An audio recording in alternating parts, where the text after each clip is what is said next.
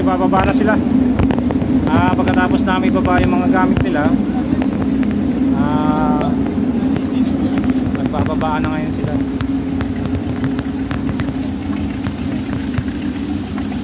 Ayan sila, bumababa na sila para sa mothership nila. Nandun, ayan ang mothership nila, mothership ng Amtrak. Babaan na sila isa-isa.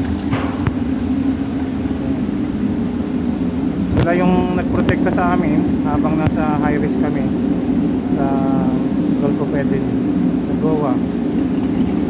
Medyo malakas ang pirates, kaso medyo inaasusan namin sila para bumaba. Papunta kami ng Suez naman. Transit kami papuntang Europe. Saan ang discharging port namin, punta kami ng Rotterdam para sa kargamento namin ng galing Asia. Dumaan kami nga ng high risk sa Goa, kaya nakita kami ng armed guard para protection na ang barko namin.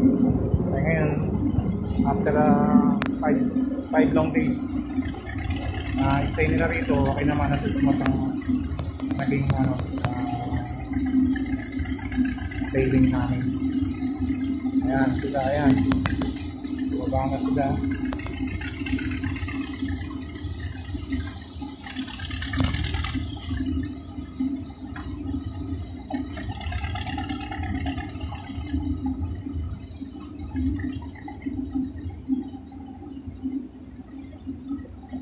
So yan lang po, pagkatapos namin sa Iris, okay na, smooth sailing na kami papuntang Suez, transit hanggang Rotterdam.